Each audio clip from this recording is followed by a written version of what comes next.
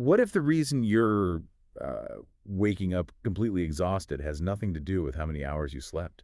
Like, what if it's actually all about what your stomach was doing while your brain was unconscious? Right, because we have this tendency when we try to solve a complex problem like a glitching smartphone or a health issue to just assume the system is missing an ingredient. Yeah, we always want to add a new variable to fix the equation. Hmm. We download a patch, we take a new vitamin, we blend up some expensive detox smoothie. Exactly. We operate in this deeply additive culture. I mean, if you feel sluggish or sick, the immediate cultural instinct is to ask, well, what do I need to consume to make this go away? Rather than taking something away. Right, taking things away or just turning the machine off to let it fix itself, that feels totally counterintuitive to how most of us live. Welcome in, fellow learner. If you are someone who, loves gaining knowledge efficiently, who's always hunting for those sudden aha moments without the overwhelming information overload, you are in the exact right place. And today's mission for this deep dive is, well, it's highly specific.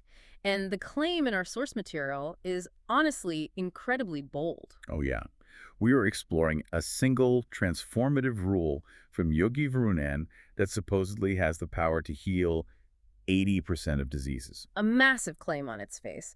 But the reason we're analyzing this specific material is the fascinating intersection it presents.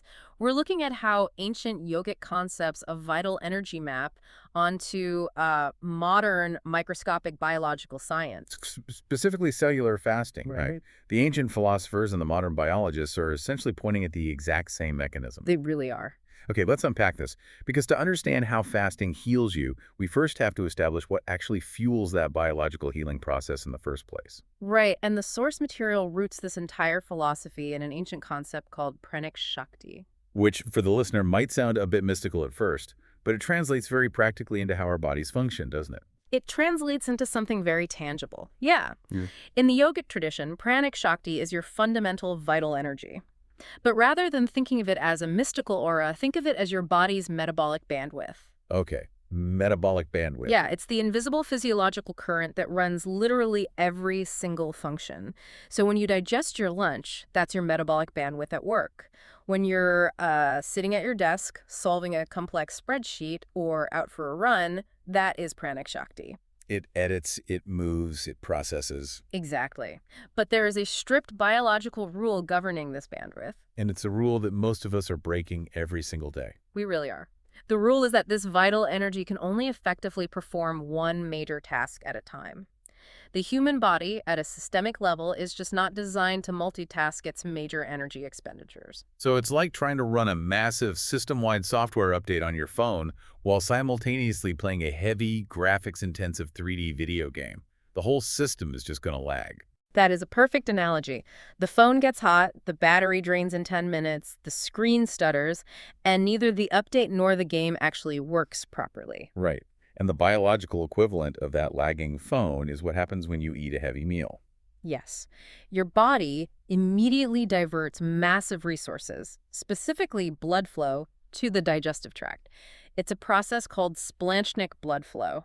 Digesting a heavy meal is a massive undertaking for the body. So if you immediately jump into intense mental work or you try to go for a really fast, strenuous walk right after eating, you're forcing that blood flow and energy to split. You're pulling it in two directions. What's fascinating here is how this ancient yogic concept perfectly diagnoses why we feel so incredibly sluggish in those moments. So you're basically doing two things poorly instead of one thing well.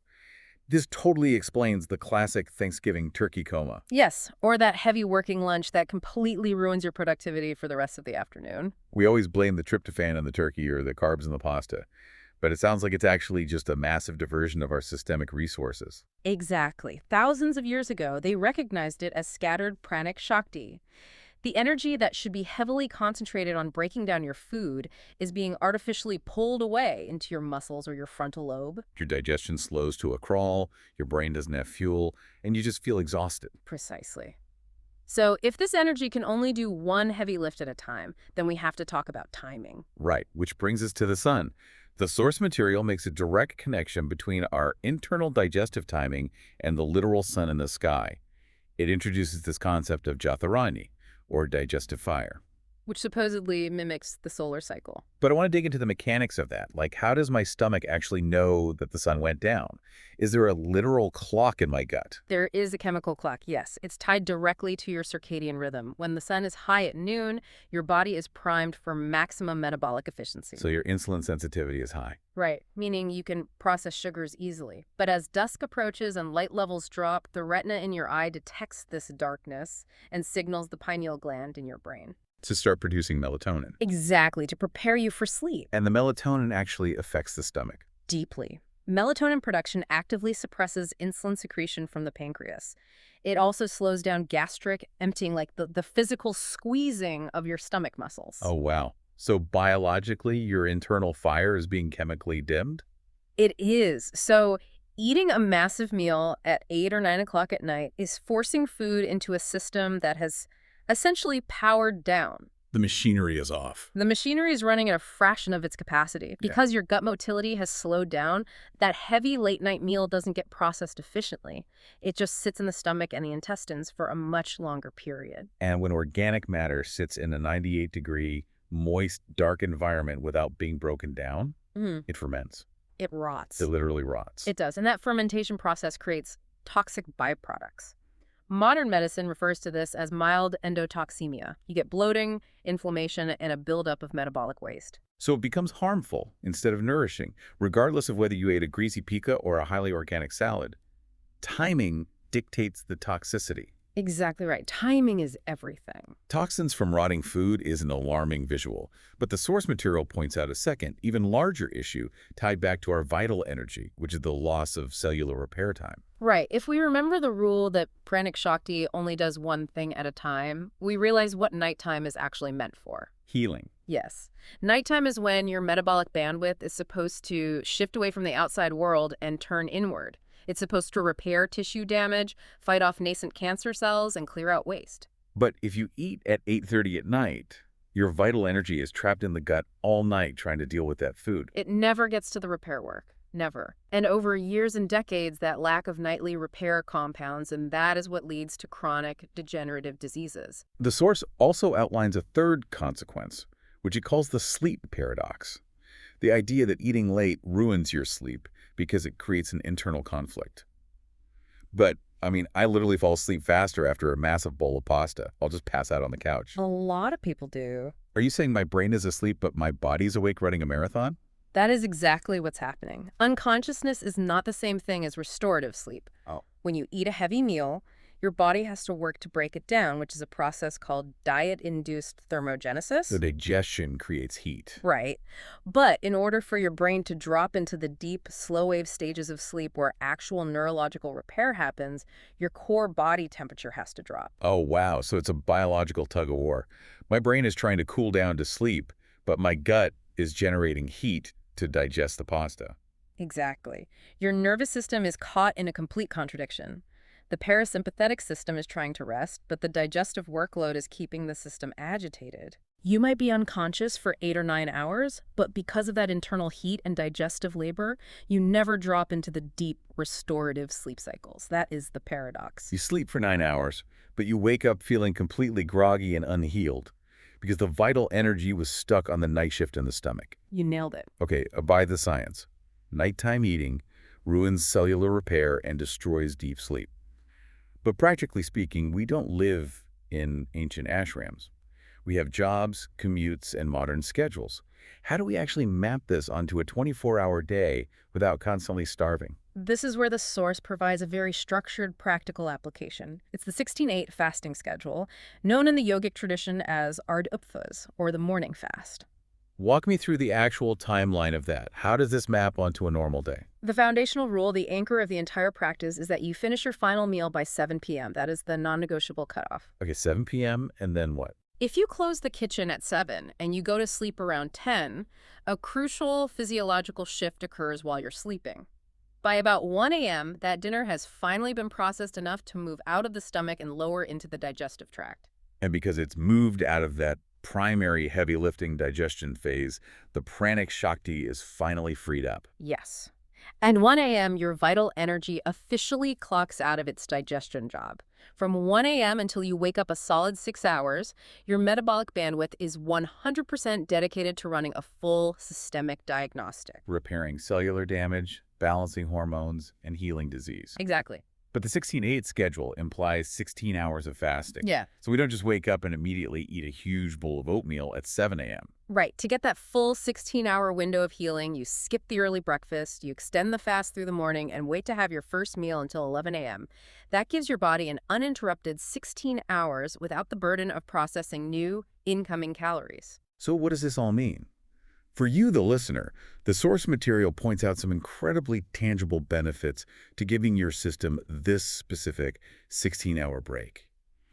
It mentions glowing skin, because your body finally has the bandwidth to clear out the cellular waste that causes dullness. It also mentions reduced hair fall. Right. And it provides a massive baseline energy boost throughout the day and intense mental clarity. Yes, the focus aspect is huge. For students, or anyone whose job requires deep learning and concentration, the source emphasizes that this schedule drastically improves your cognitive stamina. Because your vital energy isn't trapped in your gut. Exactly. Processing a heavy, carb-loaded breakfast. All that splanchnic blood flow we talked about can actually travel up to your brain. You are literally freeing up your physiological bandwidth for thinking. It is a phenomenal recalibration of where your body sends its resources. But I have to ask about the physical side effects. If I don't eat breakfast and I'm fasting for 16 hours, my gym friends would say my body's going to panic and start eating its own muscle tissue. Doesn't fasting cause muscle loss? The biological reality is actually the opposite. When you fast for 16 hours, your insulin levels drop to baseline, which allows your body to easily access stored body fat for fuel. Okay, so fat burning. Yes, but simultaneously, fasting triggers a massive spike in human growth hormone, or HGH. This hormone actively protects and preserves your muscle mass. Oh, wow. So you burn the fat, but the HGH ensures you keep the muscle. It's an incredibly elegant survival mechanism. I want to zoom in on that survival mechanism because I was looking at the modern biology side of these sources, and it brought up this concept called autophagy. Auto meaning self, and phagy meaning eating, self-eating. Yes. But I couldn't quite wrap my head around why a healthy cell would suddenly decide to eat itself. Walk me through that. It happens out of pure necessity. Normally, your cells get all the energy they need from the calories in the food you just ate. The external food is the fuel source. But when that external food completely stops during a fast, the cell eventually gets hungry. It still has a job to do. It still needs energy to survive. So without a delivery of external food, it looks around inside its own structure for alternative fuel. It raids its own internal pantry. Exactly. But what is it finding in there? It's not fresh food? It isn't finding fresh food, no. It finds cellular waste. It finds damaged, misfolded proteins. It finds dead organelles or bits of bacteria that the immune system killed but left lying around. What happens if we just leave those misfolded proteins in there? Like, does it matter? It matters immensely. You can think of a misfolded protein like a corrupted file in a computer system. If they build up, they cause the cell to malfunction. Leading to disease. Yes. In the brain, the buildup of these corrupted proteins is directly linked to neurodegenerative diseases like Alzheimer's and Parkinson's. In the rest of the body, this garbage buildup causes premature aging and chronic inflammation. Autophagy is the process where the cell consumes all this internal garbage and breaks it down to create fresh energy. Here's where it gets really interesting. It's like turning your cells into tiny, self-contained recycling plants. Yeah. Or, even better, imagine a microscopic game of Pac-Man happening inside your body, where these little cellular structures are going around just eating all the biological garbage, clearing out the corrupted files, and turning it into power. That Pac-Man analogy is biologically highly accurate. The Pac-Man in this scenario are specialized structures inside the cell called lysosomes. Lysosomes contain highly acidic enzymes, essentially acting as the cell's internal digestive tract. Okay. During autophagy, these lysosomes actively hunt down the waste, engulf it, and dismantle it. That is incredible. And what's so crucial to understand is that this deep cellular detox cannot be triggered by buying something.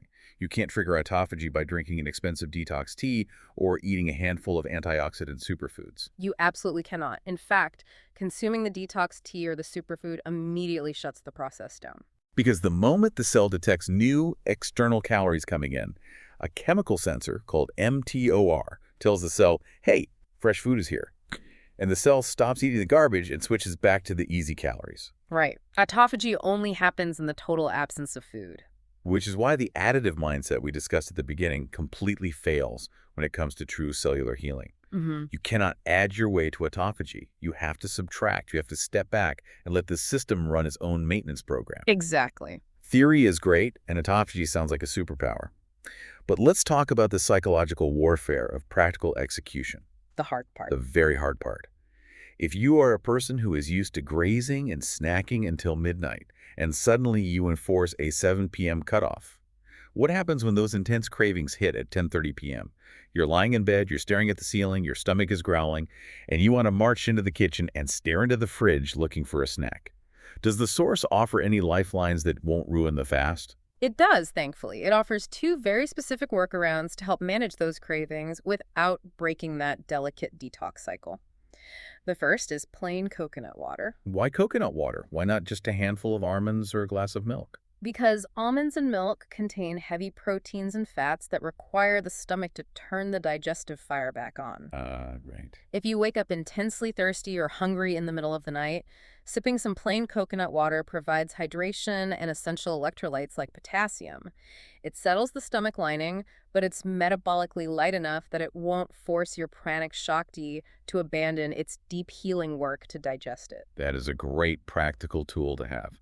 What is the second workaround? The second is a specific Ayurvedic remedy, triphala powder. The source recommends taking 1/2 to 1 teaspoon of triphala powder mixed with a glass of regular water right before you go to bed. What actually is triphala? I've seen it in spins, but I never know what it does. Triphala literally translates to 3 fruits. It is a traditional blend of amalaki, bibitaki, and haritaki, and it serves a powerful dual purpose. Practically, it gently stimulates gut motility. Meaning it sweeps the colon. Yes, and relieves constipation, which is essential. You have to actually expel the waste the cells are cleaning up. But biologically, it is packed with polyphenols and antioxidants that actively support the gut microbiome, enhancing the nighttime detox process without breaking the fast. If we connect this to the bigger picture, these small adjustments, the 7 p.m. cutoff, the coconut water, the triphala, they aren't about forcing your body to do something harsh or unnatural. They're simply about getting out of your own way. Right. They allow your body's natural, ancient system to clean and heal itself without relying on complex medical interventions or artificial detox protocols. You're simply aligning your daily behavior with the biological and solar rhythms that have dictated human digestion for thousands of years. Let's recap this journey. We started by looking at how our vital energy, our pranic shakti, operates as a strict single-tasker. It simply cannot digest a huge, heavy meal and heal your cellular damage at the same time. It's one or the other. By closing the kitchen at 7 p.m., we respect that biological bandwidth. We align our internal digestive fire, our Jatharagni, with the rising and setting of the sun. And in doing so, we prevent the toxic rotting of food in a dormant gut. We unlock deep, restorative, slow-wave sleep by resolving that internal temperature conflict. And most importantly, we trigger the incredible cellular recycling program known as Autophagy through a 16/8 fasting schedule. This raises an important question, something really worth pondering.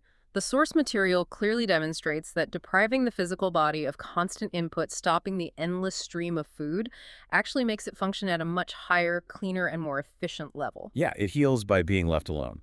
So if that is unequivocally true for our physical digestion and our cellular health, how might applying an intermittent fast to our mental consumption change our brains? Oh, that's a fascinating thought. If we took deliberate, structured breaks from constantly feeding our minds with screens, social media algorithms, and endless information, might that allow our minds the same opportunity to finally detox, process the mental garbage, and repair themselves? Mental autophagy. Taking away the constant external input to let the internal system heal. It goes right back to what we said at the very start.